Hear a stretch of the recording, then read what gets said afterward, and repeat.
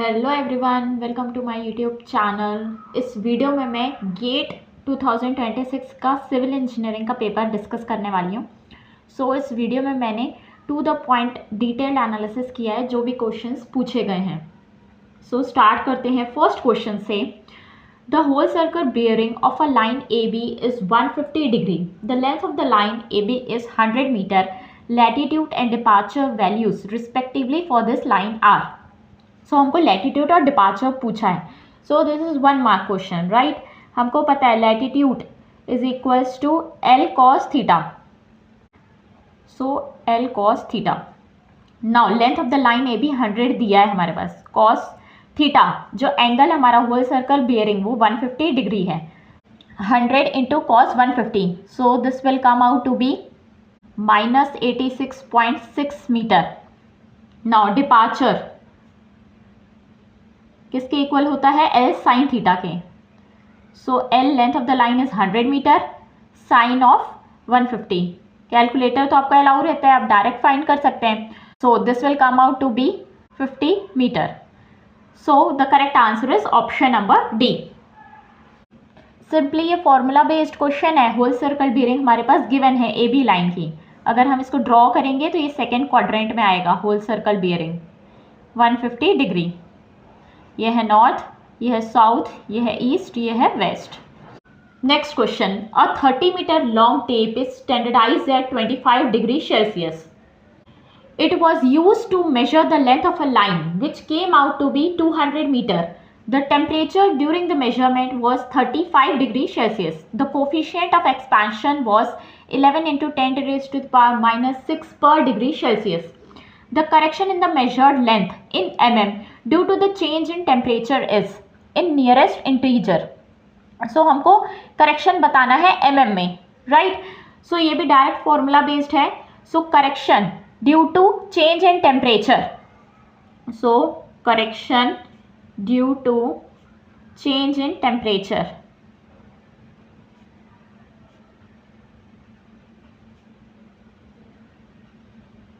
ये होता है CT से हम इसको डिनोट करते हैं alpha into change in temperature into length के इक्वल।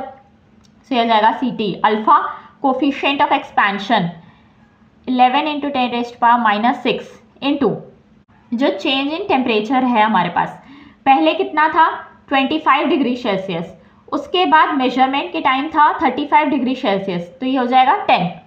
नाउ हम जो लेंथ मेजर कर रहे हैं लाइन की वो है 200 मीटर। ये हो जाएगा 200 इन मीटर में आएगा जो भी वैल्यूज आएगी। अब हमारे को mm में फाइंड करना है तो इसको हम 1000 से मल्टीप्लाई कर देंगे। Correction due to change in temperature आ जाएगा 22 mm। This is integer value, the correct answer is 22। This is asked for 2 mark question, ठीक है। ये न्यूमेरिकल आंसर टाइप था, इसका करेक्ट आंसर है 22। Next question.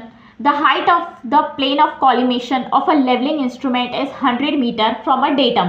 The leveling instrument measured a backside of 1.5 meter on a vertically held staff at a ground point P. The reduced level in meter of the ground point P with respect to the datum is dash. Respect to 3 decimal places. ये numerical answer type question है। ये अगर आप ध्यान से देखेंगे तो ये सिंपल सा क्वेश्चन है। Height of plane of collimation given है हमारे पास 100 मीटर।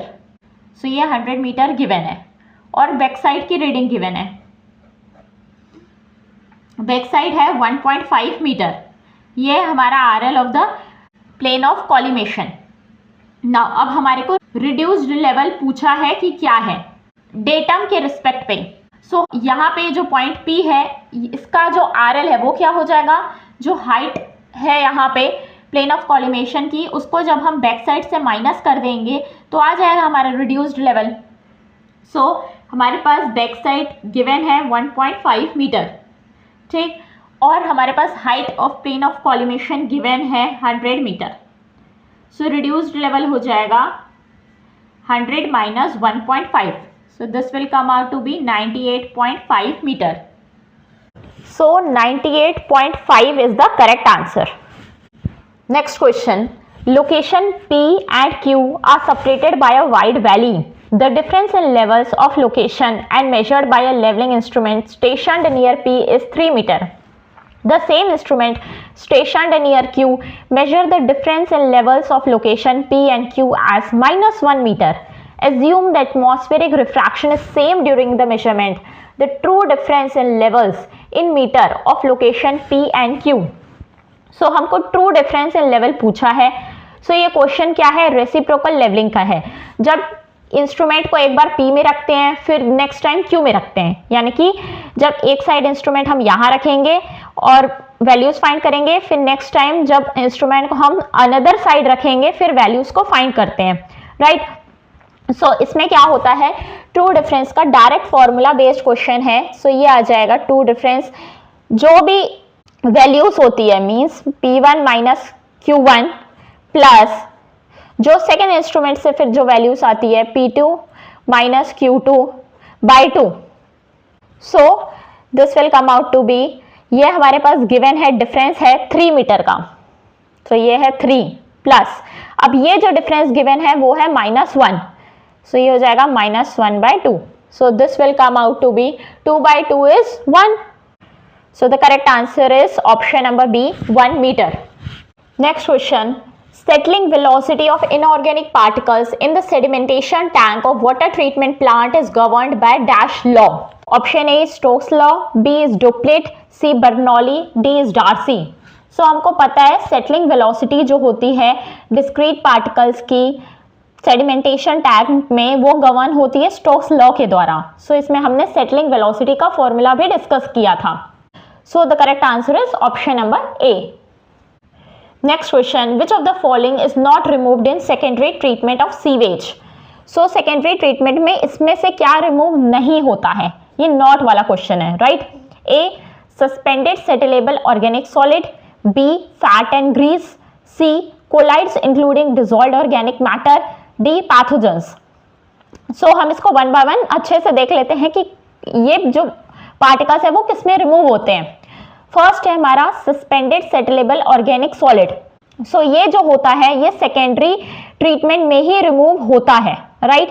सो सस्पेंडेड जो पार्टिकल्स होते हैं ऑर्गेनिक सॉलिड्स के वो सेकेंडरी ट्रीटमेंट में कवर हो जाते हैं. सो हमको नहीं पूछा है, मीन्स ये ऑप्शन नहीं आएगा. नेक्स्ट है फैट एंड ग्रीस. सो जो फैट एंड ग्रीस है वो प्राइमरी ट्रीटमेंट में रिमूव होता है, यानी कि स्किमिंग टैंक में. सो सेकेंडरी में ये नहीं होता. So B is the correct answer. Next, colloids including dissolved organic matter. So जो कोलाइड्स होते हैं जिसमें डिसॉल्व्ड ऑर्गेनिक मैटर होता है ये भी सेकेंडरी ट्रीटमेंट में रिमूव हो जाते हैं. सो this will not come here. Next हमारा पैथोजेंस. सो जो पैथोजेंस होते हैं ये रिमूव होते हैं टर्शरी ट्रीटमेंट में, राइट, जब हम डिसइंफेक्शन करते हैं.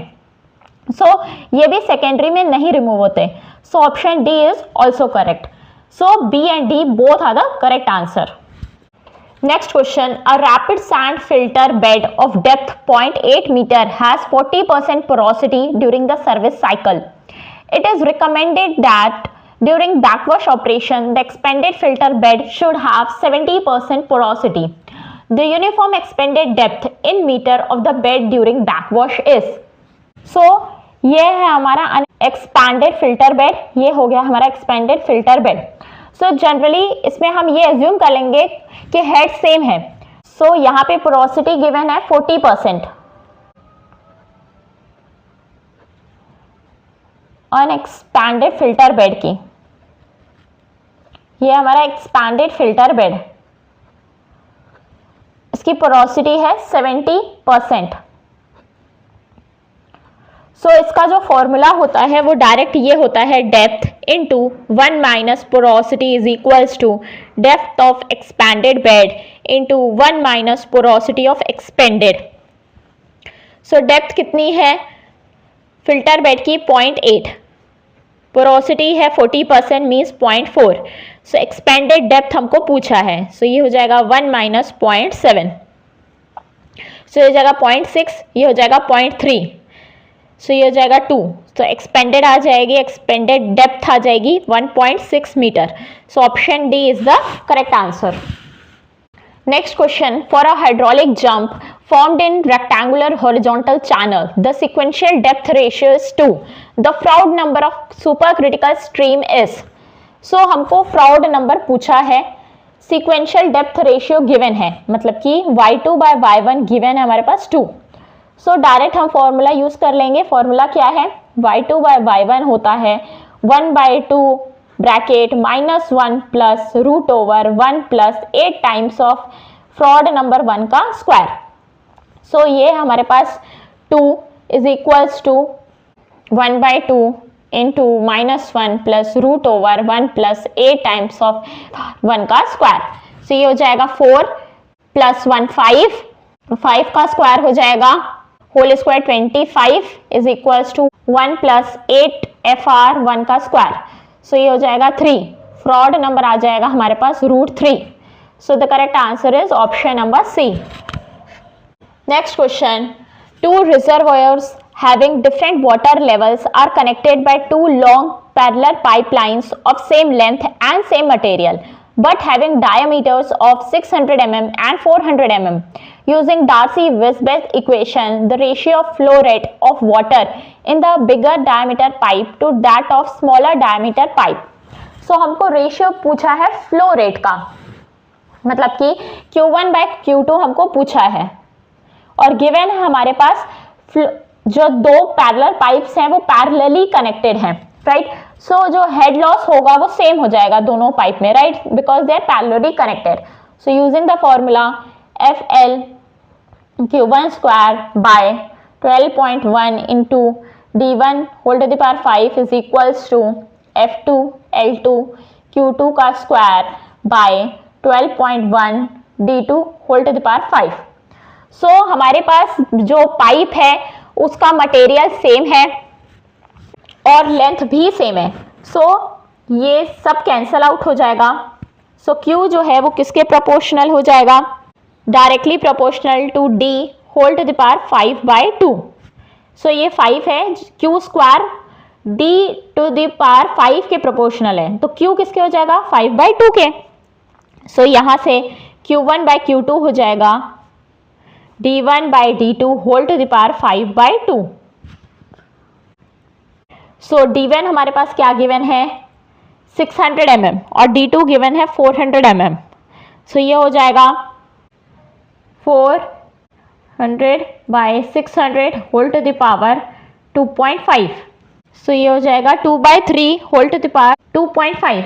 Q1 by Q2 हो जाएगा, this will come out to be 0.363. So the correct answer is option number C. Simply formula based question है, वैल्यूज पुट कर देंगे, देन हम रेशियो फाइंड कर लेंगे. Next question, laminar flow of a Newtonian fluid through a circular pipe of radius 5 cm. Maximum velocity is 2 metre per second. The velocity metre per second at a radial distance of 2.5 cm from the axis of the pipe. So हमारे पास ये circular pipe given है, इसका radius है 5 cm, capital R हमारे पास given है 5 cm. हमको रेडियल डिस्टेंस 2.5 में इसकी वेलोसिटी पूछा है, मतलब कि मैक्सिमम वेलोसिटी हमारे पास क्या गिवन है 2 मीटर पर सेकेंड. हमको 2.5 में वेलोसिटी फाइंड करनी है. So using the relation U equals to U max 1 minus R square by capital R square. So values put कर देंगे, ये आ जाएगा 2 इंटू 1 माइनस 2.5 का स्क्वायर बाय 5 का square. So this will come out to be 1.5 meter per second. So this is the correct answer. Next question, black dot shown in figure represent the shear center of the angle section. The option which represent the position of shear center is. So ये जो section है इसमें हमको shear center बताना है कौन सा है. तो जब हमने shear center पढ़ा था so हमने इस angle section का shear center हमने देखा था यहाँ से पास होता है, right? So option C is the correct answer. Next question, an ordinary differential equation x square d2y by dx2 is equals to 6y considering a and b as arbitrary constant. The general solution. So general solution क्या है इसका, सो ये equation हमने पढ़ा था Cauchy Ramon का। सो इसको हम कैसे लिख सकते हैं, d इंटू डी माइनस 1, 6 को उधर ले जाएंगे तो ये जाएगा -6 of y is equals to 0, right. So this will be equals to d square minus d minus 6 is equals to 0। So ये हो जाएगा d square plus 2d minus 3d minus 6 into y is equals to 0। So हम roots find कर लेंगे। सो ये आ जाएगा d into d plus 2 minus 3d plus 2 is equals to 0। So यहाँ से d की वैल्यू आ जाएगी -2 और 3। सो CF प्लस PI सॉल्यूशन होता है। पर्टिकुलर इंटीग्रल क्या होगा, इसका 0 होगा क्योंकि यहाँ पे कोई भी टर्म नहीं है। सो CF आ जाएगा, कॉम्प्लीमेंट्री फैक्टर हो जाएगा। जब हमारे पास दो रूट्स हैं m1 और m2, तो इस कॉम्प्लीमेंट्री फैक्टर होता है c1 e to the power m1x plus c2 e to the power m2x। So y हमको पता है CF प्लस PI होता है, PI यहाँ पे 0 होगा। सो y है CF के इक्वल। सो y है c1 e to the power -2x plus c2 e to the power 3x। So ये हो जाएगा c1 x whole to the power -2 plus c2 x whole to the power cube, right. c1 c2 constant है। So मान लेते हैं c1 हमारा b है, c2 हमारा a है। सो ये हो जाएगा b by x square plus a x cube. So हम देख सकते हैं ये ऑप्शन बी में गिवन है। So option B is the correct answer. Next question, for fx is equals to e to the power -x with initial approximation x0 equals to 0.5, then x1 use Newton Raphson method. So हमको Newton Raphson method से x1 की value find करना है। सो Newton-Raphson method में x1 किसके equal होता है, x0 minus f of x0 by f dash at x0, right. f at x0 क्या हो जाएगा, मतलब कि f की वैल्यू 0.5 में क्या होगी। सो ये है e to the power -0.5 minus of 0.5। Now f dash x0 क्या होगा, पहले तो इसका हम डिफरेंशिएशन देख लेते हैं। e to the power -x का डिफरेंशिएशन हो जाएगा e to the power -x, x का 1 हो जाएगा। सो f डैश की वैल्यू x0 में मीन्स 0.5 में ये हो जाएगी -e -0.5 -1। सो इसमें हम पुट कर देंगे x1 आ जाएगा 0.5 minus e to the power -0.5 by minus of e to the power -0.5 -1। So इसको हम डायरेक्टली कैलकुलेटर में फाइंड कर लेंगे। This will come out to be 0.566, मतलब कि 0.57। So this is the correct answer, 0.57। Next question, matrix A given है हमारे पास 9 15 15 50। Using Cholesky decomposition the value of L22 in lower triangular matrix will B. सो हमको इस element की value बतानी है। सो चोलेस्की डिकम्पोजिशन में क्या होता है, जो मैट्रिक्स ए है वो इक्वल होती है L ट्रांसपोज के, मतलब कि ये हमारा जो एलिमेंट है L11 0 L21 होता है L22 इंटू L के ट्रांसपोज। सो इसका ट्रांसपोज होता है L11 L21 0 L22। सो इसको जब हम मल्टीप्लाई करेंगे वो मैट्रिक्स ए के इक्वल होगा। सो ए मैट्रिक्स गिवन हमारे पास 9 15 50। इसको जब हम मल्टीप्लाई करेंगे तो आ जाएगा हमारे पास L11 का स्क्वायर, ये हो जाएगा L11 इंटू L21, ये हो जाएगा L21 इंटू L11, ये आ जाएगा L21 का स्क्वायर प्लस L22 का स्क्वायर। सो इसको हम कंपेयर कर लेंगे। सो ये हो जाएगा L11 का स्क्वायर इज इक्वल्स टू 9। सो यहाँ से एलिमेंट L11 आ जाएगा 3 के इक्वल। नाउ ये और ये टर्म सेम है, यहाँ पे भी आप देख सकते हैं ये सेम ही है। सो ये हो जाएगा L11 into L21 is equals to 15। So यहाँ से L21 आ जाएगा, ये 3 है तो यहाँ पे 15/3 इज 5। L21 हमारा 5 आ गया। अब हमारे को L22 एलिमेंट बताना है क्या होगा। सो इस इक्वेशन को हम यूज़ कर लेंगे, इसको इससे कंपेयर कर लेंगे। यहाँ पे गिवन है L21 स्क्वायर प्लस L22 का स्क्वायर 50 के इक्वल है, राइट। सो यहाँ पे हमको L21 आ गया 5, सो ये हो जाएगा 5 स्क्वायर प्लस L22 का स्क्वायर है 50 के इक्वल। सो यहाँ से L22 का स्क्वायर आ जाएगा 50 माइनस 25 इज 25। सो L22 की वैल्यू आ जाएगी 5। सो 5 is the correct answer. So जो ये एलिमेंट है L22 वो है 5। सो 5 is the correct answer. Next question, it is given that x and y are integers in the following equation: x plus y minus 7 का whole square plus y plus 3x minus 13 का whole square is equals to 0. The value of x cube plus y cube is dash in integers. So ये question जो है वो बहुत easy है, लेकिन आपको क्लिक करना चाहिए। मीन्स अगर आप ध्यान से देखेंगे, सो कोई भी वैल्यू का स्क्वायर प्लस उसको हम फिर से प्लस करेंगे किसी भी वैल्यू के स्क्वायर से, तो वैल्यू कभी भी जीरो तभी आ सकती है जब वो इंडिविजुअली जीरो होगी। मतलब कि ये जीरो होगा, ये जीरो होगा, तब जाके ही किसी चीज का प्लस जीरो आएगा। और स्क्वायर है मीन्स क्या हुआ, जो वैल्यूज है वो तो इवेंचुअली पॉजिटिव ही होती है, अगर ये नेगेटिव भी रही तो। सो ये आ जाएगा this will equals to 0, y plus 3x minus 13 is equals to 0 हो गया। नाउ हमारे पास दो इक्वेशन है, दो अननोन है। So x plus y equals to 7, 3x plus y is equals to 13। So solve कर देंगे ये दोनों इक्वेशंस को, subtracting both the equation. So ये कैंसिल आउट हो जाएगा, ये आ जाएगा -6। सो x आ जाएगा 3, y किसके इक्वल हो जाएगा 7 माइनस 3 मतलब कि 4, x 3/4 हो गया। So x cube plus y cube क्या हो जाएगा 3 क्यूब प्लस 4 क्यूब मतलब कि 27 प्लस 64, ये किसके इक्वल हो जाएगा 91 के। So the correct answer is 91।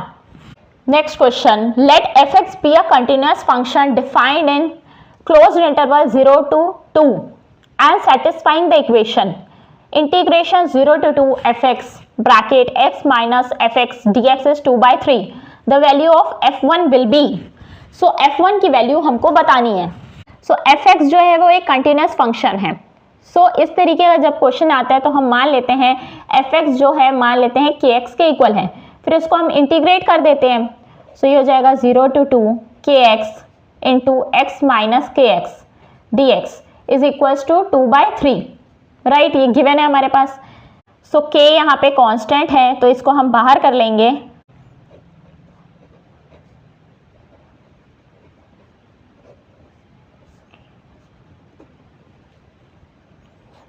सो ये हो जाएगा k 1 minus k integration 0 to 2 x square dx is equals to 2/3। So ये हो जाएगा k 1 minus k x square का integration x cube by 3 0 to 2, ये हो जाएगा 2/3। सो ये हो जाएगा k 1 minus k into 8/3 is equals to 2/3, right. 3 से 3 कैंसिल आउट हो जाएंगे, 2/8 इज 1/4। सो ये हो जाएगा, so k minus k square minus 1/4 is equals to 0। So ये क्वाड्रेटिक इक्वेशन हो गई, इसको सॉल्व कर लेंगे। 2k माइनस 1 का whole square is equals to 0 आ जाएगा, तो यहाँ से k की वैल्यू आ जाएगी 1/2। सो हमने एज्यूम किया था f(x) किसके इक्वल है kx के इक्वल। सो k है 1/2, सो ये हो जाएगा x। सो अब हमको f की वैल्यू 1 में पता करनी है। सो ये हो जाएगा 1/2 into 1, so this will come out to be 0.5। So the correct answer is 0.5। Next question, matrix P is given as P। ये हमारे पास P मैट्रिक्स गिवन है। The correct option is, so correct option पूछा है क्या होगा। पहला, trace P is equals to sum of the eigen values of P। So trace जो होता है मैट्रिक्स का वो किसके इक्वल होता है, उसके आइगन वैल्यूज के सम के। तो ये तो एक प्रॉपर्टी है जो कि करेक्ट होती है। सो ऑप्शन ए तो करेक्ट है।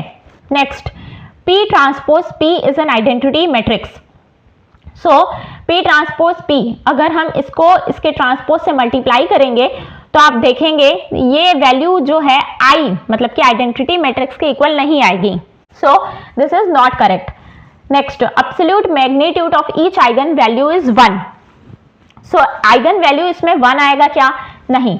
आप कैरेक्टरिस्टिक इक्वेशन से डिटर्मिनेंट फाइंड करके आइगन वैल्यूज चेक कर सकते हैं। सो यहाँ से हम आइगन वैल्यूज फाइंड करते हैं। Determinant of a minus lambda equals to 0। So यहाँ से जब हम डिटर्मिनेंट फाइंड करेंगे 1 minus lambda 1 0 1 minus lambda 0 1 0 1 minus lambda, right, is equals to 0 put कर देंगे। सो यहाँ से जो आइगन वैल्यूज आएंगी वो आ जाएगी 0 1 2। सो आइगन वैल्यूज 1 नहीं है, यहाँ पे आइगन वैल्यूज हमारी 0 1 2 है। सो ये भी ऑप्शन सही नहीं है। नेक्स्ट है P is a skew symmetric matrix. So आप यहाँ पे देख सकते हैं P ट्रांसपोज P के इक्वल है, मीन्स रो को जब हम कॉलम में कन्वर्ट कर रहे हैं तो वापस ये मैट्रिक्स आ जा रहा है। 1 0 1 हो गया, फिर ये हो गया 0 1 0 ये आएगा, और ये हो जाएगा 1 0 1। जब हम इसका ट्रांसपोज करेंगे, रो को कॉलम में करेंगे तो क्या होगा? देखो P ट्रांसपोज किसके इक्वल हो गया? ये कॉलम को रो में लिख लेते हैं हम, 0 1 0 को रो में लिख लेते हैं, ये कॉलम 1 0 1 को कॉलम में लिख लेंगे, तो ये सेम आ गया। मतलब कि ये सिमेट्रिक मैट्रिक्स है, ना कि स्क्यू सिमेट्रिक मैट्रिक्स है। सो ये भी ऑप्शन सही नहीं है। So option A is the correct answer. Next question, the equation 1 1 1 1 0 2 x1 x2 x3 is equals to 0 represent A volume, B line, C plane, D point. So हम इसको equation में convert कर लेंगे। ये हो जाएगा x1 plus x2 plus x3 equals to 0 आ गया। नेक्स्ट हो जाएगा x1 plus 2 times of x3 equals to 0 हो गया। नाउ हमारे पास 2 इक्वेशंस हैं और 3 अननोन हैं, राइट, तो इसके इनफाइनाइट सॉल्यूशंस होते हैं, हमको पता है। नाउ अब हमको पता करना है कि ये क्या रिप्रेजेंट करेगा। सो हम ये मान लेते हैं कि जो x3 है वो k है, राइट। सो यहाँ पे x1 क्या आ जाएगा? माइनस ऑफ 2k हो जाएगा। नाउ x2 क्या हो जाएगा? Minus x1 minus x3 minus of x1 minus x3, सो ये आ जाएगा k। सो x1 x2 x3 को हम कैसे लिख सकते हैं? x1 माइनस 2k है, x2 k है, x3 k है। सो ये हो जाएगा, k को कॉमन ले लेंगे, ये आ जाएगा -2 1 1। सो ये क्या रिप्रेजेंट कर रहा है? ये एक लाइन को रिप्रेजेंट कर रहा है। सो ये कांस्टेंट वैल्यूज है, right. So the correct answer is option number B. Next question, bag 1 contains 4 white and 6 black balls. Bag 2 contains 4 white and 3 black balls. One ball is drawn at random from any of the bag and it is found to be black. What is the probability that it is drawn from bag 1? So ये Bayes theorem है। ऐसे type का question कभी भी आएगा तो आप इसको फिगर से बना सकते हैं डायरेक्टली, इसमें बहुत ईजिली ये क्वेश्चन सॉल्व हो जाता है। सो ये है हमारा बैग 1, ये है हमारा बैग 2। यहाँ पे है 4 वाइट और 6 ब्लैक बॉल, यहाँ पे है 4 वाइट और 3 ब्लैक बॉल, राइट। अब हमको एक बॉल निकालना है और उसके ब्लैक होने की प्रोबेबिलिटी के साथ साथ वो बैग 1 से होना चाहिए, उसकी प्रोबेबिलिटी फाइंड करनी है, राइट। सो जब भी हम एक बॉल को रैंडमली लेंगे इस बैग से, उसकी प्रोबेबिलिटी हाफ हो गई, और इस बैग से लेंगे वो हाफ हो गई। नाउ अगेन, अब अगर वो ब्लैक हुई बैग 1 से तो उसका फेवरेबल प्रोबेबिलिटी क्या हो गई ब्लैक होने की? हाफ ऑफ 6/10 हो गई। सो ये हो गई फेवरेबल प्रोबेबिलिटी अगर बैग 1 से है तो। नाउ बाय टोटल प्रोबेबिलिटी क्या है उसकी ब्लैक बॉल होने की दोनों बैग से। सो ये हो गई बैग 1 से जो प्रोबेबिलिटी होगी वो ब्लैक है। नाउ अब जब हम सेकेंड बैग से देखेंगे तो उसकी भी प्रोबेबिलिटी हाफ है कि वो इस बैग से हो, ये हो जाएगी। अब ब्लैक होनी चाहिए, ब्लैक यानी कि 3/7 हो गया। बैग 2 में ब्लैक होना, बैग 1 में ब्लैक होने की प्रोबेबिलिटी क्या है? 6/10, और बैक 2 में ब्लैक होने की प्रोबेबिलिटी क्या है 3/7।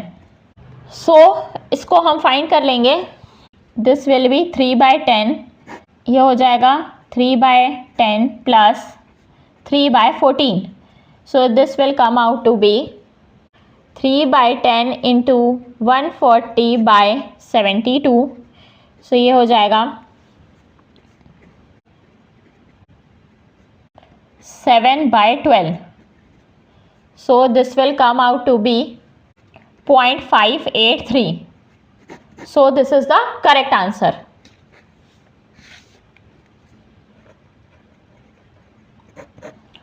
नेक्स्ट क्वेश्चन, ये एप्टीट्यूड का क्वेश्चन है। ट्राइंगल को 6 रिप्रेजेंट किया है, स्क्वायर को 24, पेंटागन को 120, तो हेक्सागन क्या होगा?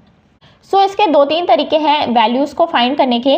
अगर आप देखेंगे ये 4 से मल्टीप्लाई हुआ है, ये 5 से मल्टीप्लाई हुआ है, तो नेक्स्ट ये 6 से मल्टीप्लाई हो जाएगा, तो ये हो जाएगा 120 इंटू 6, तो ये आ जाएगा 720। अदरवाइज एक और तरीका है, ये है 3 का फैक्टोरियल यानी कि 6, ये है 4 का फैक्टोरियल यानी कि 24, ये है 5 का फैक्टोरियल यानी कि 120। सो ये हो जाएगा 6 का फैक्टोरियल, ये है 720, right. So option D is the correct answer. Next question, how many points will the curve y equals to x square and y equals to minus x square minus 2x minus 5 intersect in real x y plane? So हमको बताना है कि ये जो दोनों curve है वो कितने जगह पे इंटरसेक्ट कर रहे हैं, कितने पॉइंट्स में। सो हम इसको ड्रॉ कर लेंगे तो हमको क्लियर हो जाएगा। So y equals to x square, ये पैराबोला है, अपवर्ड पैराबोला, और जब हम इसको ड्रॉ करेंगे तो ये डाउनवर्ड पैराबोला है, टोटली नेगेटिव। सो 0 पुट कर लेंगे तो ये इस तरीके से ये ड्रॉ हो जाएगा। x को 0 करेंगे तो y की वैल्यू आ जाएगी -5, y को 0 कर लेंगे तो x आ जाएगा। सो ये इस तरीके से ये वाला पैराबोला ड्रॉ हो जाएगा, minus x square minus 2x minus 5।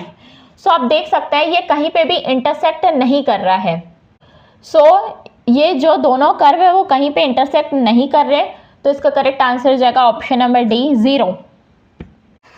Next question, find angle RTS। ये एंगल हमको पूछा है क्या होगा। सो देखो ये एंगल गिवन है 80, तो ये क्या होगा, ये पूरा 180 होगा और ये भी 180 होता है, ये डायमीटर है। सो यहाँ आप ध्यान से देखेंगे ये रेडियस है, ये रेडियस है, तो ये एंगल जो है और ये एंगल 100 होंगे और ये दोनों एंगल इक्वल होंगे बिकॉज ये रेडियस है। सो ये एंगल आधे आधे हो जाएंगे। सो 100 का आधा हो गया 50, सो ये एंगल 50 हो गया, ये एंगल भी 50 हो गया।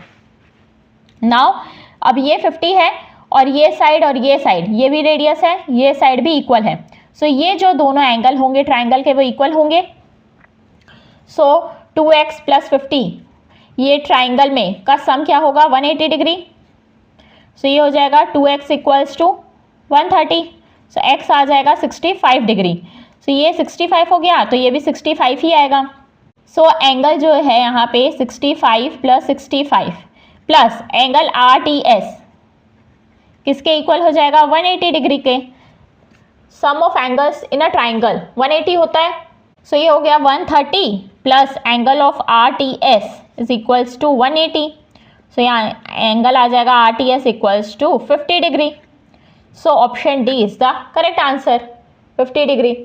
अदरवाइज आप एक और तरीके से देख सकते हैं, ये क्वाड्रिलेटरल बनेगा, ठीक, जिसका सम 360 होता है चारों एंगल का। सो यहाँ देखेंगे ये 80 है, सो ये 65 आया, ये 65 आया, तो ये क्या हो जाएगा 180 माइनस 65, ये हो जाएगा 115। सो ये भी 115 हो गया। सो 115 प्लस 115 प्लस 80 प्लस ये एंगल RTS, इन सब का सम 360 हो जाएगा। ये हो जाएगा 230 प्लस 80, ये आ जाएगा 310 plus angle RTS is equals to 360 degree. So यहाँ से एंगल RTS आ जाएगा 50 degree, right. So 50 degree is the correct answer. Next question, p square is equals to q square plus 13. Find p into q. So हमको p और q find करना पड़ेगा, तभी हम p इंटू क्यू बता पाएंगे. सो हम इसको ऐसे लिख सकते हैं, p square minus q square equals to 13. So ये हो जाएगा a plus B, a minus B. ये 13 के इक्वल है. सो इसको हम ऐसे लिख सकते हैं 13 into 1.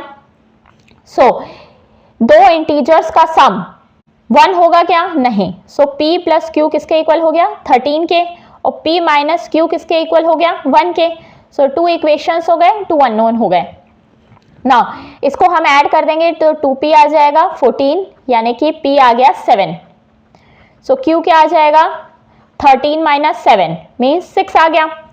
Now p into Q क्या हो जाएगा? 7 into 6, 42. So the correct answer is option number C, 42. Next question, match the following. p lonely, q literal, r lousy, s lethal. First है वर्बेटिम, सेकेंड है सॉलिटरी, थर्ड है deadly, fourth है terrible. So हमको पता है lonely यानी कि अकेला, उसको हम क्या बोलते हैं? सॉलिटरी. सॉलिटरी का भी मतलब क्या होता है? अकेला, राइट. नेक्स्ट है, सो p का हो जाएगा सेकेंड. सो p का सेकेंड इसमें गिवन है हमारा ऑप्शन सी में. सो ऑप्शन सी जो है वो करेक्ट आंसर है. इसको हम आगे भी देख सकते हैं. नेक्स्ट है लिटरल. लिटरल का मतलब होता है वर्ड टू वर्ड. अगर कोई चीज को एज इट इज बोला जाए तो वो होता है लिटरल, यानी कि वर्बेटियम. सो q का हो जाएगा फर्स्ट. नेक्स्ट है लाउजी. लाउजी का मतलब होता है टेरिबल. टेरिबल कंडीशन मतलब बहुत ही खराब कंडीशन को हम लाउजी बोलते हैं. नेक्स्ट है लेथल. लेथल यानी कि बहुत बेकार कंडीशन, यानी कि डेडली. सो s का हो जाएगा third. So option C is the correct answer. Next question, the shopkeeper sells lemons. Lemons is dash. A subject, B predicate, C verb, D object. So lemon क्या है? लेमन यहाँ पे एक ऑब्जेक्ट है. So option D is the correct answer. जो shopkeeper है वो subject है. शॉपकीपर क्या करता है? बेचता है लेमन्स को. तो वर्ब है हमारा क्या? Cell lemons. और ऑब्जेक्ट क्या हो गया? लेमन्स. लेमन्स को बेचता है. प्रेडिकेट जो सब्जेक्ट को छोड़ के होता है वो होता है प्रेडिकेट. सो सेल्स लेमन है हमारा प्रेडिकेट. लेकिन यहाँ पे हमको पूछा है लेमन्स क्या है, तो लेमन्स एक ऑब्जेक्ट है. Next question, a bridge with an expected life of 50 years is designed for a flood of 10,000 meter cube per second corresponding to the return period 100 years. The risk is. सो हमको risk पूछा है क्या होगी. सो हमको पता है risk किसके equal होती है? 1 माइनस क्यू का पावर n. सो रिस्क हो जाएगा 1 माइनस p का पावर n. ये हो जाएगा 1 minus 1 by T whole to the power n. तो हो जाएगा 1 minus 1 by return period 100 years given है और डिजाइन लाइफ 50 years गिवन है. सो ये हो जाएगा 1 minus 0.99 whole to the power 50. So this will come out to be 39.50%. So risk associated is 39.5%. So this is the correct answer. Next question, a fully penetrating well of 20 centimeter diameter is provided in an unconfined aquifer. Height of the groundwater table is 30 meter from the bottom of the aquifer. After a long period of pumping at a rate of 63 meter cube per second, the drawdown in the observation well at 10 meter and 100 meter from the pump well is 12 meter and 11 meter respectively. The transmissibility in meter square per second is dash rounded off to 1 decimal place. Transmissivity किसके equal होती है? K into H. Permeability into जो आपकी height होती है. So ये आपकी well है, यहाँ पे अनकन्फाइंड एक्वीफायर है. सो यहाँ पे आपका ड्रॉ डाउन गिवन है और हाइट गिवन है. फुली पेनिट्रेटिंग वेल का डायमीटर है यहाँ पे 5 है 20 सेंटीमीटर यानी कि 0.2 मीटर. रेडियल डिस्टेंस गिवन है R1 10 metre. So draw down है यहाँ पे 12 मीटर और रेडियल डिस्टेंस जब 100 मीटर है तो ड्रॉ डाउन है हमारा 11 meter. Diameter of well given है 0.2 मीटर, हाइट गिवन है 30 मीटर और डिस्चार्ज है 63 मीटर क्यूब पर सेकेंड। सो पहले हम K फाइंड कर लेते हैं परमेबिलिटी यूजिंग द फॉर्मूला। हमको पता है डिस्चार्ज Q होता है अनकन्फाइंड एक्वीफायर के लिए pi into K H1 square minus H2 square by natural log of R2 by R1। Values put कर देंगे, ये हो जाएगा Q गिवन है 63, this is equals to pi into K H1 height क्या हो जाएगी, टोटल जो हमारी हाइट है उससे ड्रॉ डाउन को माइनस कर देंगे। सो 30 माइनस 11 इज 19, ये हो जाएगा 19 का स्क्वायर माइनस 30 माइनस 12 का square is 18 square by natural log of R2 by R1 यानी कि 100 बाय 10। सो यहाँ से K आ जाएगा परमेबिलिटी 1.248 मीटर पर सेकेंड और हाइट गिवन है हमारे पास ग्राउंड वाटर टेबल की 30 मीटर। सो ट्रांसमिसिबिलिटी होता है T equals to K into H। So ये हो जाएगा 1.248 इंटू 30, सो ये हो जाएगा 37.44 मीटर स्क्वायर पर second. So this is the correct answer 37.44. Next question, this is asked for 2 marks and it is numerical answer type question. A wide unlined channel carries sediment free water. The depth of water is 1 meter. Wide channel है, depth of water 1 meter given है. Specific weight of water given है 10 kilonewton per meter cube. To prevent scoring, the maximum permissible tractive stress on bed is 10 Newton per meter square. The maximum slope of the channel bed to prevent scoring is 1 in n. The value of n will be, n की value पूछा है, maximum tractive stress जो है वो given है 10 newton per meter square, unit weight of water given है 10 kilo newton per meter cube, depth of water given है 1 metre. Maximum slope हमको पता है s होता है। सो यूजिंग द रिलेशन हमारे पास गिवन है वाइड चैनल है, सो जो हमारा r है वो y के इक्वल हो जाएगा which is equals to 1 meter. हमको रिलेशन पता है मैक्सिमम ट्रैक्टिव स्ट्रेस किसके इक्वल होता है, gamma w into R into S के। सो यहाँ पे ये 10 गिवन है, ये 10 है किलो न्यूटन में, तो न्यूटन में हो जाएगा 10⁻³ इंटू आर गिवन है 1। एस जो है वो हमारे पास गिवन नहीं है, एस हमको फाइंड करना है, फाइंड हमको एन करना है लेकिन एस से ही एन आएगा। सो एस हो जाएगा यहाँ पे 10⁻³ मतलब कि 1/1000। सो एन क्या हो जाएगा 1000, एस जो होता है वो 1 in n होता है। सो यहाँ पे n की वैल्यू आ जाएगी 1000। सो the correct answer is 1000। Next question, and irrigation canal is to be designed to deliver 10 meter cube per second to meet the peak demand of 7500 hectare of cropped area. The estimated canal losses are 50% of the head discharge. The duty in hectare per cubic on the capacity of the canal is. So हमको duty पूछा है, duty किसके equal होता है, area bye discharge के। सो ये value क्या आएगी, हेक्टेयर पर क्यूबिक में आ जाएगी। तो एरिया हमारे पास गिवन है 7500 हेक्टेयर। नाउ डिस्चार्ज जो है, आप देखो यहाँ पे वो डिलीवर कर रहा है 10 मीटर क्यूब पर सेकेंड और जो कैनल है उसका लॉस है 50% हेड डिस्चार्ज का, जो भी डिस्चार्ज हो रहा है उसका 50%। सो यहाँ पे हमारा जो डिस्चार्ज अवेलेबल रहेगा ड्यूटी के लिए कैनल हेड में वो किसके इक्वल हो जाएगा, 10/50 के, क्योंकि 50% लॉस हो रहा है मतलब कि 10/0.5 के। सो हमारे पास जो टोटल डिस्चार्ज अवेलेबल है वो क्या है 20 metre cube per second.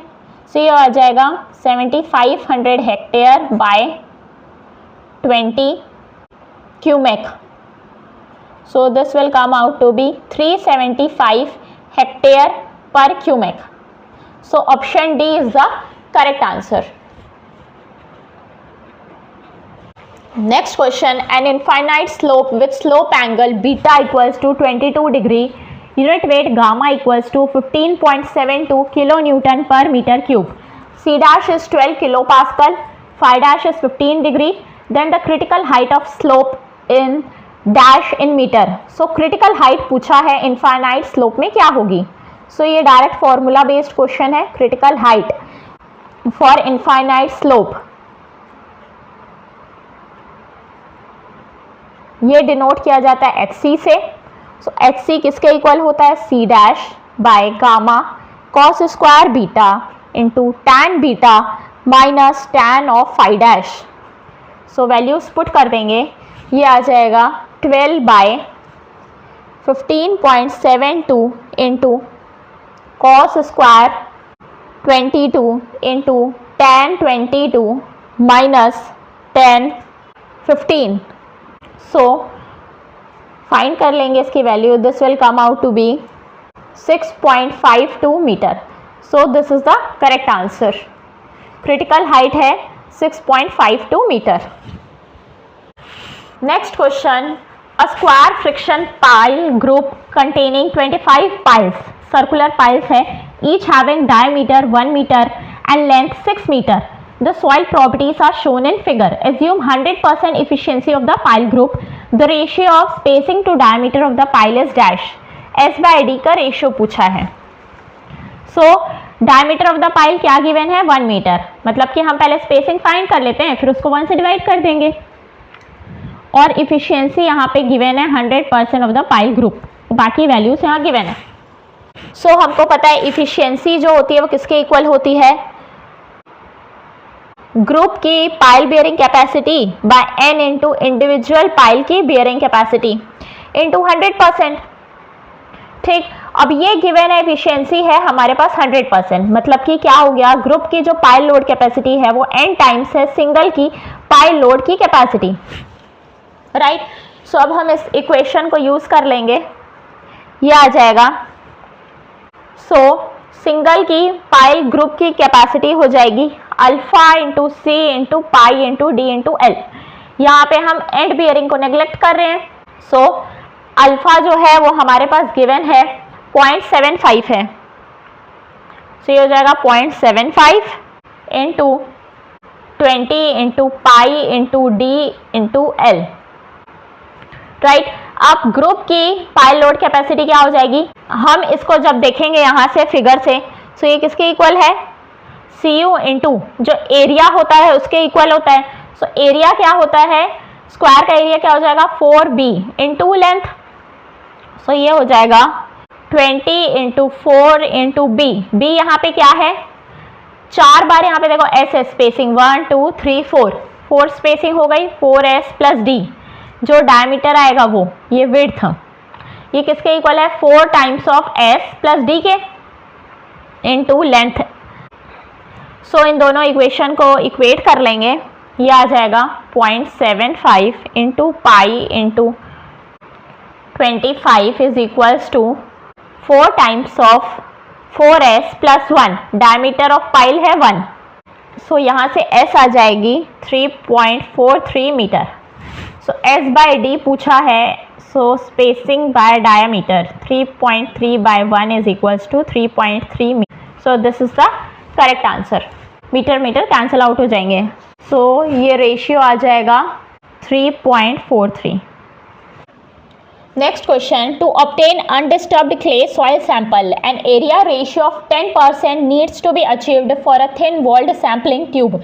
If the outer diameter of the tube is 50.8 mm, the inner diameter in mm is dash. So inner diameter हमको पूछा है. एरिया रेशियो गिवन है 10%. सो फॉर्मूला यूज कर लेंगे. एरिया रेशियो किसके equal होता है? Outer diameter का स्क्वायर माइनस इनर डायमीटर का स्क्वायर बाय इनर डायमीटर का स्क्वायर इंटू 100. सो यहाँ पे ये गिवन है हमारे पास 10% एरिया रेशियो है which is equals to outer diameter 50.8 का square minus. So using this formula inner diameter हम फाइंड कर लेंगे. सो वैल्यूज़ फाइंड कर लो. This will come out to be. So ये mm में है, ये भी mm में आएगा. So this will come out to be 48.43 mm. So this is the correct answer. 48.43. Next question. For a liquid, the permeability of a sandy soil having a void ratio of 0.6 was determined as 0.14 centimeter per second. Considering the same liquid and by using Taylor's equation, the permeability K in centimeter per second of this soil corresponding to the void ratio of 0.8 is dash. So Taylor's equation use करने बोला है. So हमको पता है permeability किसके equal होती है, C d square gamma W mu into e cube by 1 plus e. So हम यहाँ से बोल सकते हैं K जो है किसके प्रोपोर्शनल है, ई क्यूब बाय 1 प्लस ई के. ई यहाँ पे वॉइड रेशियो है. सो हमको सेकेंड की फाइंड करनी है. सो K2 बाय K1 हम लिख सकते हैं is equals to E2 cube by 1 plus E2 into 1 plus E1 by E1 का क्यूब. सो वैल्यूज पुट कर देंगे. Void ratio 0.8 cube by 1 plus 0.8 into 1 plus 0.6 by 0.6 का होल क्यूब. सो यहाँ से K2 बाय K1 आ जाएगा 0.8 का क्यूब बाय 1.8 इंटू 1.6 बाय 0.6 का cube. सो K हमारे पास गिवन है 0.14 K1. सो K2 हमको फाइंड करना है. K1 है 0.14. सो वैल्यूज़ को फाइंड कर लेंगे कैलकुलेटर से. सो यहाँ से K2 आ जाएगा 0.294 सेंटीमीटर पर second. So this is the correct answer 0.294. Next question. For a given steel tea beam determine the plastic modulus. So plastic modulus पूछा है क्या होगा. सो हमको पता है ZP किसके इक्वल होता है, A/2 इंटू Y1 बार प्लस Y2 बार. सो Y1 Y2 बार डिस्टेंस होता है सेंटर से इक्वल एरिया एक्सिस का. सो ये हमारा इक्वल एरिया एक्सिस, ये डिस्टेंस हमारा Y1, ये हमारा Y2, राइट. सो वैल्यूज पुट कर देंगे. ZP आ जाएगा. एरिया किसके इक्वल है, 100 इंटू 20 इंटू 2, ये टोटल एरिया हो गया. ये दोनों का डायमेंशन सेम है. बाय 2 Y1 बार क्या है 10, इसका आधा 10 प्लस Y2 बार क्या है 50. सो फाइंड कर लेंगे. ZP आ जाएगा हमारा 2000 इंटू 60. सो ZP हो जाएगा 12 इंटू 10⁴ मीटर क्यूब. सो यहाँ पे 12 इज द करेक्ट आंसर. यहाँ पे हमको 12 लिखना है. Next question. The name of the person in column 1 is to be matched with test in column 2. So हमारे पास साइंटिस्ट का नेम है, कॉलम 2 में टेस्ट गिवन है, इनके द्वारा कौन सा टेस्ट दिया जाता है. सो अगर हम ध्यान से देखें, मान लीजिए अगर आपको फर्स्ट और सेकंड नहीं पता, कैसेग्रेंडे और प्रॉक्टर पता है, ये बहुत फेमस टेस्ट है. सो हम इसको थर्ड और फोर्थ से सॉल्व करने की कोशिश करेंगे. सो कैसेग्रेंडे होता है लिक्विड लिमिट टेस्ट के लिए. सो थर्ड का हो जाएगा S. सो आप देख सकते हैं थर्ड में S किस किस में गिवन है. नेक्स्ट है प्रॉक्टर. हमने पढ़ा है प्रॉक्टर कॉम्पैक्शन टेस्ट होता है, कॉम्पैक्शन के लिए किया जाता है. सो फोर्थ का हो गया R. ये दोनों में भी दोनों सही हो गए, C और D. नाउ नेक्स्ट है हमारा मेनार्ड टेस्ट. ये यूज़ किया जाता है प्रेशर मीटर के लिए, और मर्चेटी होता है वो डायल्टोमीटर टेस्ट होता है. सो हम मैच कर लेंगे. 1 का Q, सेकेंड का P, कैसेग्रांडे का S, प्रॉक्टर का R. So option D is the correct answer. Next question. Match the following corrections of runway length. So हमको मैच करना है रनवे लेंथ में हम किस तरीके से करेक्शन करते हैं. एलिवेशन करेक्शन, टेम्परेचर करेक्शन और ग्रेडियंट करेक्शन. सो रनवे लेंथ में जो एलिवेशन करेक्शन होता है वो 0.07 यानी कि 7% के हिसाब से होता है हाइट का 300 मीटर के रिस्पेक्ट में. सो एलिवेशन करेक्शन होता है 0.07. नेक्स्ट है टेम्परेचर करेक्शन, वो हर डिग्री के लिए 1% होता है.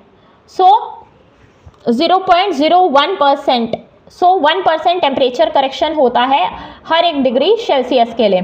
सो ये हो जाएगा 0.01. नेक्स्ट है हमारा ग्रेडियंट करेक्शन. ये जनरली ग्रेडियंट पे डिपेंड करता है. सो यहाँ पे अगर आप ऑप्शंस देखेंगे, so option A is the correct answer. Next question. Which of the following are correct expression for cant provided in a broad gauge railway track. So cant जो होता है वो किसके इक्वल होता है, GV²/127 r के equal, जहाँ पे V स्पीड होती है किलोमीटर पर आवर में और R जो होती है वो रेडियस ऑफ द कर्व होता है मीटर में, और G जो है वो ब्रॉड गेज रेलवे ट्रैक की लेंथ है, gauge length. So broad gauge के लिए ये होती है 1.676। सो ब्रॉड गेज के लिए कौन कौन से एक्सप्रेशन सही हो जाएंगे? So option A and B both are the correct answer. Next question, time of travel of 3 vehicles are 4, 5 and 8 minutes for a 2 kilometer road stretch. Find space mean speed in kilometer per hour. So space mean speed किसके equal होता है? Distance by time के। So space mean speed होता है हमारा जो total distance होता है वो बाय एवरेज जो हमारा टाइम होता है। सो डिस्टेंस हमारा 2 किलोमीटर रोड है, सो किलोमीटर में ही वैल्यू फाइंड करनी है और टाइम आवर में होना चाहिए। सो पहले हम मिनट में लिख लेते हैं, फिर उसको आवर में कन्वर्ट कर देंगे। Average time, so average time किसके इक्वल हो जाएगा? 4 + 5 + 8, ये टोटल 3 व्हीकल्स का है। सो ये हो गई मिनट्स में वैल्यू। नाउ इसको हम आवर्स में कन्वर्ट कर देंगे, तो ये हो जाएगा इंटू 1/60 के। सो ये हो जाएगा 2/17/3 इंटू 60 आवर, ये हो जाएगा kilometre. So this will be 2/17/180। So value find कर लेंगे, this will come out to be 21.18 kilometre per hour. So this is the correct answer, 21.18। Space means speed. Next question, which is utilised to determine the long term deformation of concrete under sustained loading? A. Shrinkage, B. Modulus of rupture, C. Creep, D. Split tensile strength. So ये मैंने आपको बहुत बार अपने videos में बताया था कि क्या यूज़ किया जाता है long term deformation of concrete under sustained loading को फाइंड करने के लिए। सो इसका करेक्ट आंसर है creep. So option C is the correct answer. Next question, as per the Rankine's earth pressure theory, which of the following is or are false? So हमको false statement बतानी है। For the passive earth pressure, the inclination of the failure plane is 45 minus π/2 with respect to the major principal plane. For the active earth pressure, the inclination of the failure plane is 45 minus π/2 with respect to the major principal plane. Next, for the passive earth pressure, the inclination of failure plane is 45 plus π/2 with respect to the major principal plane. Next, for the active earth pressure, the inclination of the failure plane is 45 plus π/2 with respect to the major principal plane. So, जो हमारा failure plane का inclination होता है major principal plane से, वो होता है plus, यानी कि 45 plus π/2। दोनों के केस में, एक्टिव अर्थ प्रेशर के भी और पैसिव अर्थ प्रेशर के केस में भी, जब हम मेजर प्रिंसिपल प्लेन की बात करते हैं। सो यहाँ पे जो माइनस गिवन है ये ऑप्शन सही नहीं है। So option A and B both are false. जो फेलियर प्लेन का इंक्लिनेशन होता है वो होता है 45 + π/2 with respect to the major principal plane. So अगर आपको ये डिटेल में देखना है तो आप मेरे चैनल में उसको चेक कर सकते हैं। Next question, in a bituminous mix, the percentage by weight of coarse aggregate, fine aggregate, filler and bituminous binder is 58, 25, 12, 5 respectively. The corresponding specific gravity of these material is 2.68, 2.45, 2.42 and 1.15. The bulk specific gravity of the mix is 2.2. The void filled with bitumen VFB in percentage is dash rounded off to nearest decimal. So हमको void filled with bitumen पूछा है। इसका formula मैं एक बार direct बता देती हूँ। ये होता है volume occupied by bitumen by volume of void plus volume of bitumen into 100%। ये होता है void filled with bitumen के इक्वल। सो हम यहाँ पे वॉल्यूम ऑफ बिटुमेन और वॉल्यूम ऑफ वॉइड को फाइंड कर लेते हैं। सो उसके लिए हमको GT फाइंड करना पड़ेगा। सो GT हो जाएगा specific gravity, total theoretical specific gravity 100 by percentage by weight हमारे पास गिवन है हर चीज़ का, coarse aggregate, fine aggregate, filler और बिटुमिन का। सो ये हो जाएगा 58/2.68 प्लस 25/2.45 प्लस 12/2.42 प्लस 5/1.15। सो यहाँ से थ्योरेटिकल स्पेसिफिक ग्रेविटी आ जाएगी हमारी 2.43 और हमारे पास बल्क स्पेसिफिक ग्रेविटी मिक्स यानी कि GM गिवन है 2.2, राइट। सो यहाँ से वॉल्यूम ऑफ वॉइड आ जाएगा GT minus GM by GT into 100। So specific gravity GT है हमारा 2.43 माइनस मिक्स का है 2.2 बाय 2.43 इंटू 100। सो यहाँ से VV आ जाएगा 9.465%। सो VB हम यहाँ से फाइंड कर लेंगे, volume of bitumen is equals to weight of bitumen in percentage into GM by GB हो जाएगा 5 इंटू 2.2 बाय बिटुमिन की स्पेसिफिक ग्रेविटी, ये हमारे पास गिवन है 1.15। सो ये हो जाएगा 1.15। So this will come out to be 9.565%। Now हम वैल्यूज पुट कर देंगे फर्स्ट इक्वेशन में। वॉइड्स फिल्ड विद बिटुमिन आ जाएगा VB यानी कि 9.565 by 9.565 plus 9.465 into 100%। So this will come out to be 50.26%। So this is the correct answer, 50.26. Next question, select all correct option or options which can be considered to check whether the flexure stresses in pre-stressed concrete beam are within the allowable stresses at the transfer and the service stages. A. Hoyer effect, B. limiting zone of pre-stressing, C. Magnell graph, D. load balancing method. So ये पूछ रहा है इसमें से हम क्या use करते हैं ये चेक करने के लिए कि जो फ्लेक्सुरल स्ट्रेसेस हैं हमारे प्री स्ट्रेस कंक्रीट बीम में वो हमारे अलाउएबल स्ट्रेस के लिमिट में है, उसके अंडर है। सो इसके लिए हम यूज़ करते हैं एक तो मैग्नेल ग्राफ और दूसरा होता है हमारा limiting zone of prestressing. So option B and C both are the correct answer. So जो लिमिटिंग जोन होता है प्री स्ट्रेसिंग का, ये वो जोन होता है जिसको हम यूज़ करते हैं फिजिकल जोन को फाइंड करने के लिए उसी बीम के क्रॉस सेक्शन पे, जहाँ पे हम ये देखते हैं कि जो हमारा प्री स्ट्रेसिंग फोर्स है वो उसी में लोकेट हो, ताकि जो हमारा रिजल्टेंट स्ट्रेस है वो परमिसेबल स्ट्रेसेस से एक्सीड नहीं हो।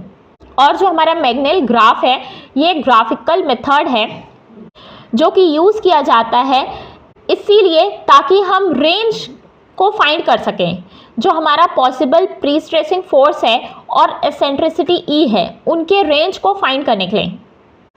सो अगर आपको मेरा ये वीडियो पसंद आया तो प्लीज़ वीडियो को लाइक करें और अगर मेरे चैनल में नए हैं तो मेरे चैनल को सब्सक्राइब करें। Thank you.